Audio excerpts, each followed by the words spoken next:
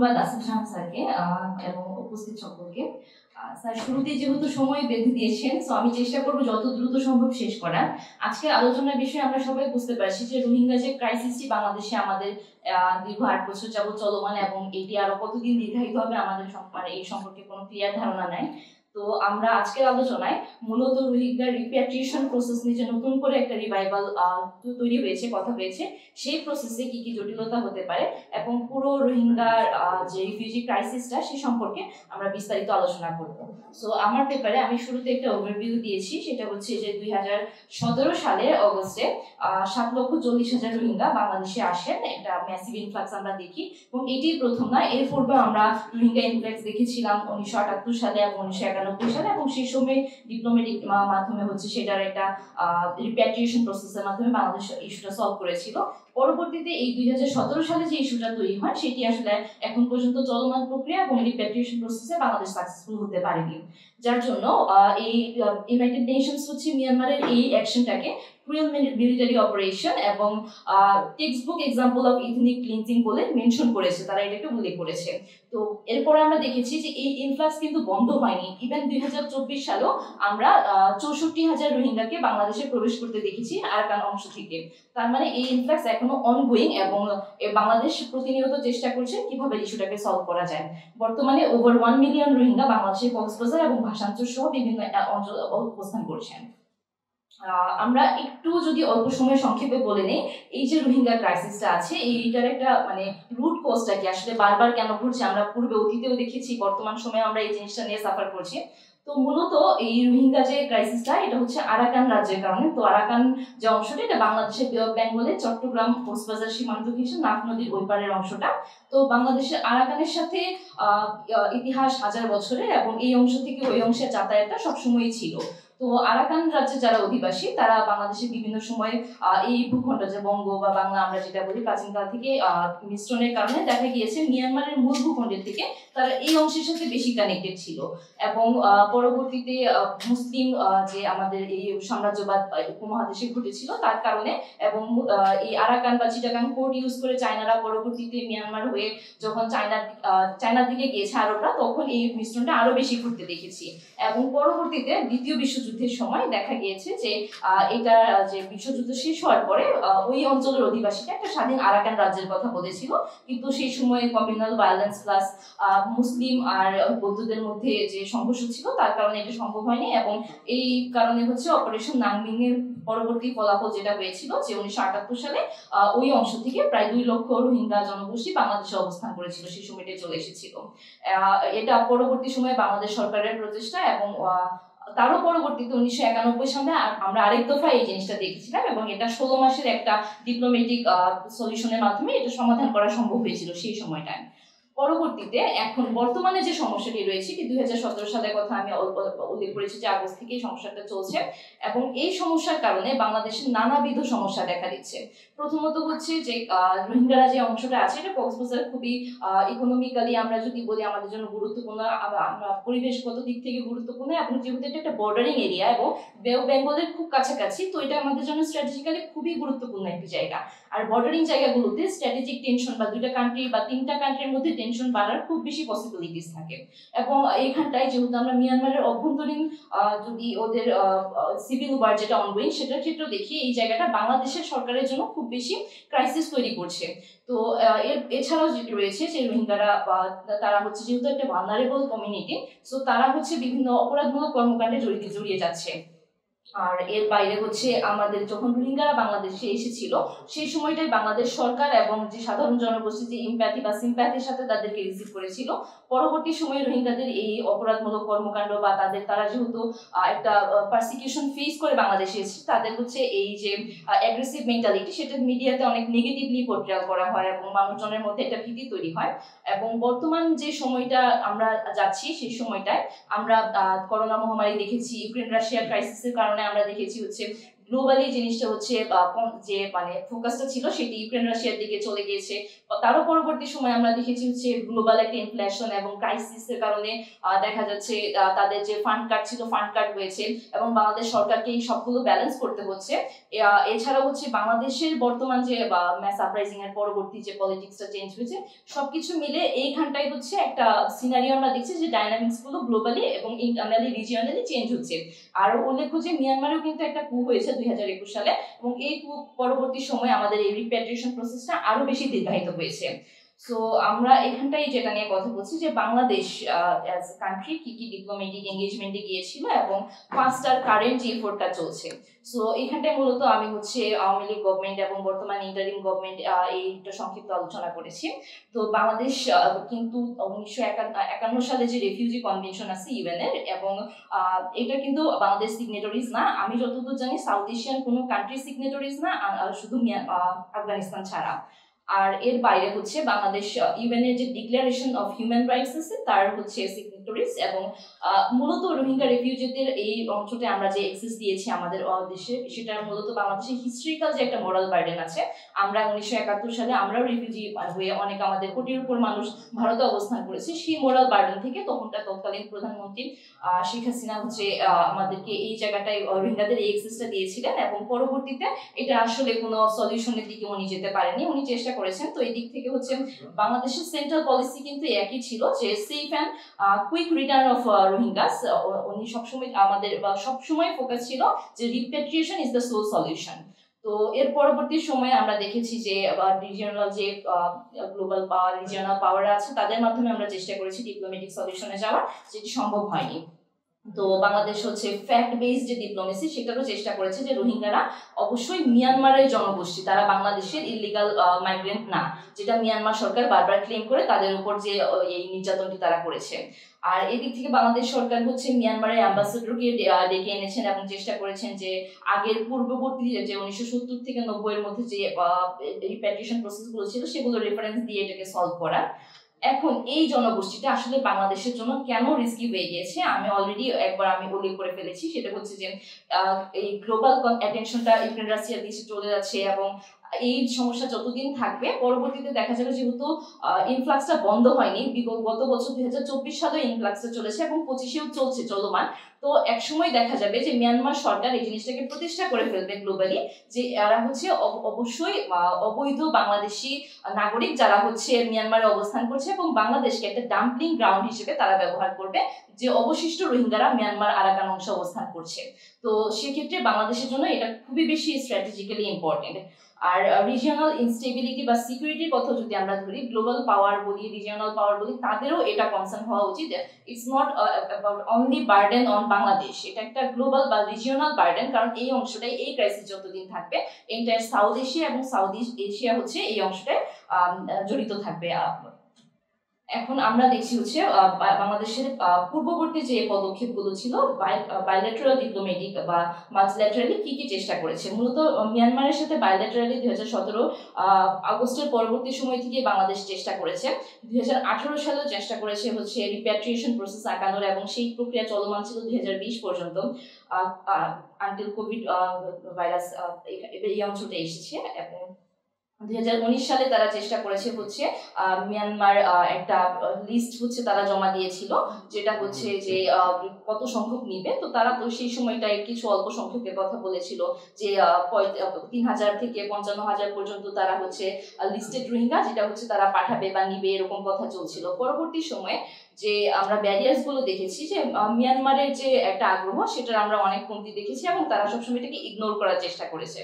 আর রিফিউজিদের মধ্যে হচ্ছে মিসট্রাস্ট বা সেফটি কনসার্নটা সবসময় থাকে। আমরা জানি যে আমরা চাইলে যে মানুষটা বা যে জনগোষ্ঠী হচ্ছে একটা ফিয়ার অফ পারসিকিউশন থেকে পালিয়ে এসেছে এই অংশটায়, তাদেরকে আমরা জোর করে রিপ্যাট্রিয়েট করতে পারি না।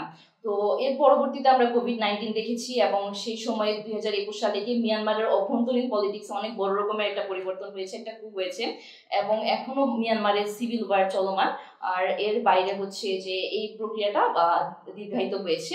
তো সাম্প্রতিক সময়ে যেটা হয়েছে যে জাতিসংঘ আমাদের এই অংশটাই হচ্ছে আমাদের বর্তমান ইন্টারিম গভর্নমেন্ট প্রধান ডক্টর মোহাম্মদ ইউনূসের আহ্বানে জাতিসংঘের মহাসচিব বাংলাদেশে এসেছিলেন, এবং যার কারণে আমরা পুনরায় জিনিসটা হচ্ছে গ্লোবাল অ্যাটেনশন গ্র্যাব করতে সক্ষম হয়েছি।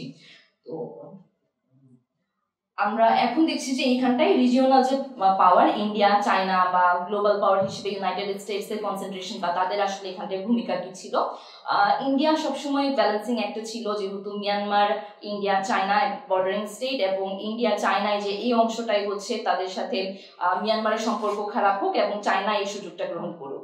যদিও ইন্ডিয়া বাংলাদেশের মতোই একটা কান্ট্রি যে হচ্ছে এই রোহিঙ্গা ক্রাইসিসে সরাসরি জড়িত, কারণ ইন্ডিয়ায় সবসময় হচ্ছে বাংলাদেশের মতো যেমন রোহিঙ্গা ইনফ্লাক্স বাংলাদেশে হয়েছে, ইন্ডিয়ার ওই অংশটাতেও হয়েছে, যদিও সংখ্যাটা খুবই কম বাংলাদেশের তুলনায়।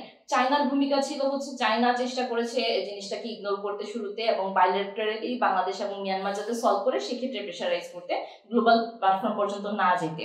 তো পরবর্তী সময়ে বাংলাদেশ চায়নার সাথে বারংবার কথা বলার ফলে তারা এখন কিছুটা মিডিয়েটর ভূমিকা হিসেবে পালন করতে রাজি হয়েছে, তবে খুব জোরালোভাবে তারা চাচ্ছে না। এখানে চায়নার সম্পূর্ণ ভূমিকাটা হচ্ছে তার ইকোনমিক গোল বা তার যে কান্ট্রি ন্যাশনাল ইন্টারেস্ট সেটার উপর।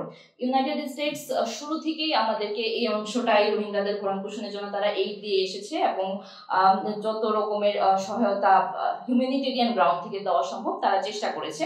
যদিও বর্তমান সময় ডোনাল্ড ট্রাম্প নির্বাচিত হওয়ার পর ইউএসএআইডি ফান্ড কাটের কারণে এই অংশটা আরো বেশি ভালনারেবিলিটি দেখা দিচ্ছে, এবং আমরা দেখেছি ওয়াশিংটন হচ্ছে একটা স্যাংশন ইম্পোজ করেছিল, এবং আইসিজে এবং আইসিসির আন্ডারে যে প্রসিডিউরটা চলমান সেটাই হচ্ছে ইউনাইটেড স্টেটস হচ্ছে ভূমিকা পালন করেছে। এর বাইরে হচ্ছে ইউএসএ যে লিমিটেশনটা ছিল সেটা হচ্ছে যে ভোকাল ওয়ে যে অ্যাডভোকেসিটা, সেটা ইউএসএ এখন পর্যন্ত কখনোই করতে দেখিনি আমরা, এবং এই অংশটাই তার খুব বেশি যে মাথা ব্যথা বা ফোকাস দাও সেরকম আমরা দেখি নাই, যেটা ইউক্রেন রাশিয়ার ক্ষেত্রে আমরা দেখেছি যে ইউক্রেনিয়ান রিফিউজির জন্য তারা কতটা ভোকাল।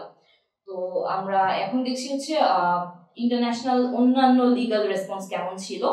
আমরা 2019 সালে গাম্বিয়া, একটা ছোট্ট ওয়েস্ট আফ্রিকান নেশন, সে হচ্ছে একটা আইসিজেতে কেস ফাইল করেছিল এই রোহিঙ্গা রিফিউজিদের জন্য। এটা হচ্ছে 1948 জেনোসাইড কনভেনশনের আন্ডারে, এবং পরবর্তীতে আইসিজে এবং ওআইসি সহায়তায় সে হচ্ছে ফান্ডের মাধ্যমে এই কোর্টটি করেছিল, এবং আইসিজেতে এই কেসটি এখনো চলমান, এবং সেই জায়গাটাতে মিয়ানমার জান্তা আর্মিকে হচ্ছে কনফিউজ করা, তাদেরকে কনভিক্ট করা হয়েছে, এবং তারা এই চলমান প্রক্রিয়া এখনো বিচারাধীন। এবং আমরা যদি গ্লোবাল আরেকটা পাওয়ার হিসেবে ইউরোপের দিকে দেখি, ইউরোপিয়ান ইউনিয়ন তারাও শুরু থেকে ইউএস এর মতোই আমাদের হিউম্যানিটেরিয়ান সাপোর্ট বা লিগাল সাপোর্ট যা যা দরকার আমরা দিয়ে গিয়েছে, কিন্তু খুব যে ভোকাল হয়ে এখানটায় প্রেশারাইজ সেটা আমরা খুব বেশি দেখতে পাইনি। তবে তারাও স্যাংশন করেছে, মিয়ানমার মিলিটারির উপর একটা স্যাংশন ইম্পোজ করেছে। এর পরবর্তী সময়ে আমরা রিজিওনাল প্ল্যাটফর্মগুলো যদি দেখি, ইউনাইটেড নেশনস গ্লোবাল প্ল্যাটফর্ম হিসেবে এই অংশটায় বাংলাদেশ সরকারের মানে শুরু থেকেই তারা হচ্ছে রেশন দিয়ে অথবা তাদের হিউম্যানিটেরিয়ান রুল যা পালন করা সেটা করেছে। UNHCR এর ভূমিকা দেখেছি, ইউএনের অন্যান্য অংশের যে কার্যক্রম সেটাও আমরা সক্রিয়ভাবেই শুরু থেকে এখানটাই দেখেছি। তবে ইউনাইটেড নেশনসের অ্যাজ গ্লোবাল প্ল্যাটফর্ম যেটা তার উদ্দেশ্য হওয়ার কথা ছিল যে রিপ্যাট্রিয়েশন প্রসেস বা লিগালি সে আসলে কতখানি সলভ করতে পারবে, সেই জায়গাটাই আমরা ভূমিকা দেখেছি যে তাদের খুব বেশি ফলপ্রসূ ভূমিকা পালন তারা করতে পারেনি।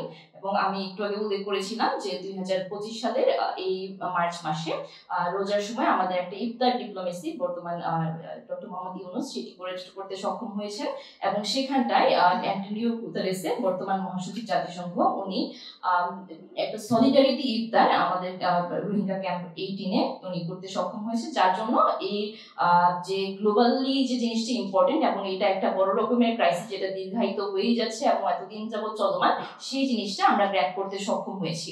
আমি আরেকটু উল্লেখ করতে চাই, এই যে অ্যান্টোনিও গুতেরেস যে বাংলাদেশ ভ্রমণ, সেটি আসলে আমাদের জন্য স্ট্র্যাটেজিক্যালিও খুব বেশি গুরুত্বপূর্ণ, কারণ জুলাই আন্দোলনের পর আমরা দেখেছি বাংলাদেশে বিভিন্ন রকম মিডিয়া প্রোপাগান্ডা আমাদের পার্শ্ববর্তী দেশ থেকে আসছে, এবং ইন্টারিম গভর্নমেন্টের লেজিটিমেসি নিয়েও কোশ্চেন অনেকেই তুলছেন।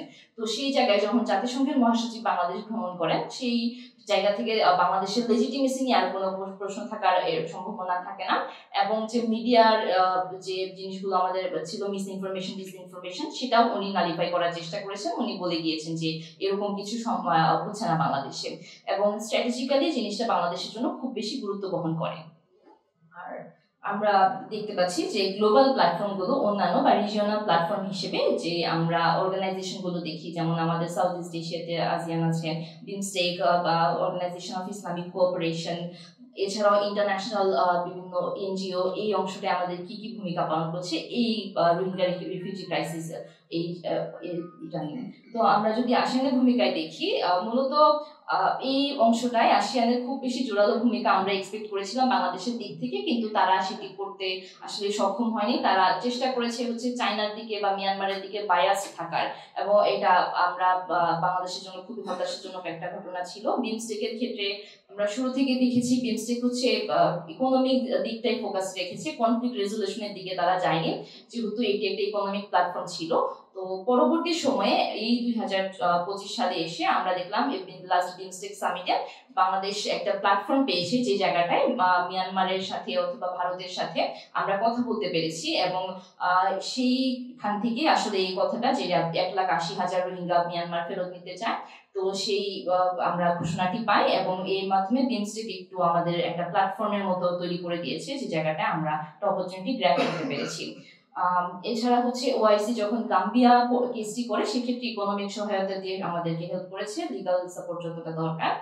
এছাড়া ইসলামিক অর্গানাইজেশন একটা রোহিঙ্গা ক্রাইসিস, রোহিঙ্গারা মুসলিম কমিউনিটি, তো সেইখানটায় আমরা খুব বেশি গুরুত্বপূর্ণ ভূমিকা তাদের আমরা পালন করতে দেখিনি।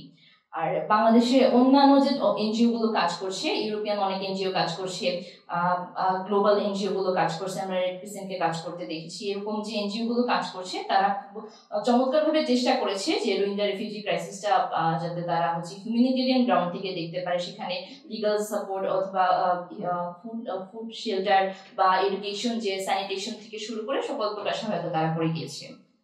এখন আমরা আজকের আলোচনার যে মূল জিনিসটা, রিপ্যাট্রিয়েশন প্রসেসে মূলত চ্যালেঞ্জেস গুলো কি কি, তো এটা আমরা দেখেছি যে দীর্ঘদিন যাবত এই যে রিপ্যাট্রিয়েশন প্রসেসটা সেটা স্টল বা অবস্থায় ছিল। এর পরবর্তী সময়ে এই যে 8 লাখ রোহিঙ্গা রিফিউজি, এটা হচ্ছে 2018 থেকে 20 পর্যন্ত চেষ্টাটা ছিল মিয়ানমারের জান্তা আর্মি যারা ছিল, তারা হচ্ছে এটাকে এলিজিবল হিসেবে বাংলাদেশের ওই 8 লাখ থেকে তারা বলছে 1,80,000 তারা আসলে স্বীকৃতি দিয়েছে যে এরা মিয়ানমারে আমরা নিতে আগ্রহী। তো এর পরবর্তী সময়ে যে ক্রাইসিস গুলো আমরা দেখেছি, যে রিজিওনাল ডাইনামিক্সে আমি অলরেডি বললাম যে মিয়ানমারের অভ্যন্তরীণ পরিবর্তন হয়েছে, বাংলাদেশের পরিবর্তন হয়েছে, এবং শেখ হাসিনার পতনের পর থেকে বাংলাদেশের সাথে ভারতের সম্পর্কে একটা উল্লেখযোগ্য পরিবর্তন হয়েছে। তো এই চেঞ্জিং ডাইনামিক্সে আসলে বাংলাদেশ কতখানি আগাতে পারবে, সেই জায়গায় হচ্ছে একটা কোশ্চেন থেকে যায়।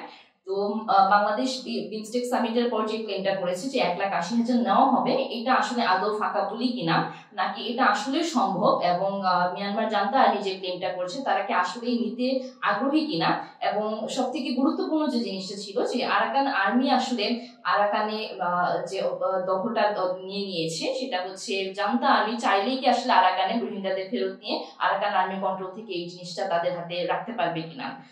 এমনকি আরাকান আর্মি যদি ওই জায়গাটাই হচ্ছে বাংলাদেশের দিক থেকে কমিউনিকেট করে তারা যদি রোহিঙ্গাদের ফেরত নেয়, সেক্ষেত্রে রোহিঙ্গাদের নাগরিকত্ব প্রশ্নটি থেকে যায়, যে তারা আসলে মিয়ানমারের সিটিজেন হিসেবে গ্রান্টেড হবে কিনা, এবং তাদের নিরাপত্তা প্রশ্নটি সবসময় থেকেই যাচ্ছে, যেহেতু আমরা বারংবার এই যে নির্যাতন তাদের উপর আমরা দেখতে পাচ্ছি, ডিকেডস অফ টর্চার।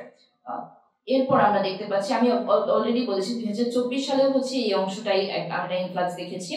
আর জিওপলিটিক্যাল ক্যালকুলেশনে যেহেতু বড় রকমের চেঞ্জ হচ্ছে, গ্লোবালিও আমরা দেখেছি ডোনাল্ড ট্রাম্পের নির্বাচনের পর থেকে অ্যালাইনমেন্টে অনেক ধরনের পরিবর্তন আমরা লক্ষ্য করেছি, এবং সে যেভাবে হচ্ছে ফান্ড কাট করছে, তাতে আসলে এই 8 লক্ষ বা ওভার 1 মিলিয়ন রোহিঙ্গা আমরা আসলে কতদিন নিজেদের কাছে রাখতে পারবো, আমরা তাদেরকে কিভাবে খাওয়াবো, সেই প্রশ্নটিও থেকে যায়। এখন আমরা বাংলাদেশের জন্য যে টুয়ার্ডস আ নিউ ডিপ্লোম্যাটিক ম্যানিউভার, আমরা বলছি যে বাংলাদেশের আসলে কি ধরনের ডিপ্লোমেসিতে যাওয়া উচিত, তো সেটার ক্ষেত্রে আমরা উল্লেখ করেছি যে অবশ্যই গ্লোবাল রিজিওনাল পাওয়ারের মাধ্যমে এবং বায়োল্যাটারালি জিনিসটা সলভ করার। এর পরবর্তীতে বাংলাদেশ হচ্ছে আমার এই পেপারটাতে আমি সাজেস্ট করেছি 2 ধরনের ডিপ্লোমেসি, ট্র্যাক 1 এবং ট্র্যাক 2 ডিপ্লোমেসির কথা। তো ট্র্যাক 1 ডিপ্লোমেসিতে আমরা দেখেছি যে মিয়ানমার যে গভর্নমেন্ট আছে তার সাথে সরাসরি বায়োল্যাটারালি কথা বলা। এর বাইরে হচ্ছে ট্র্যাক 2 ডিপ্লোমেসি বলতে আমরা যে ইনফর্মাল ডিপ্লোমেসিটা বুঝি। বাংলাদেশ সরকারের হয়তো উচিত যে এখনই হাই টাইম যে আরাকান আর যেহেতু পুরোপুরি এখন আরাকান আর্মির দখলে, তাদের এই জায়গাটায় সক্রিয় ভূমিকা পালন করা উচিত, যে সরাসরি আরাকান আর্মির সাথে যোগাযোগ করা। তো এর বাইরে হচ্ছে আমার কনক্লুশন রিমার্কস হচ্ছে Bangladesh cannot be left alone in this complex burden. এই বার্ডেনটা বাংলাদেশের একার জন্য রাখা উচিত না এবং এটা সাউথ এশিয়া, সাউথ ইস্ট এশিয়ার কম্বাইন্ড শেয়ারে যাওয়া উচিত, যেহেতু এই রোহিঙ্গা রিফিউজি ক্রাইসিসটা একটা হিউম্যানিটেরিয়ান ক্রাইসিস এবং বাংলাদেশ মানবিকতার খাতিরে এই জিনিসটা নিজের ওপর নিয়েছে।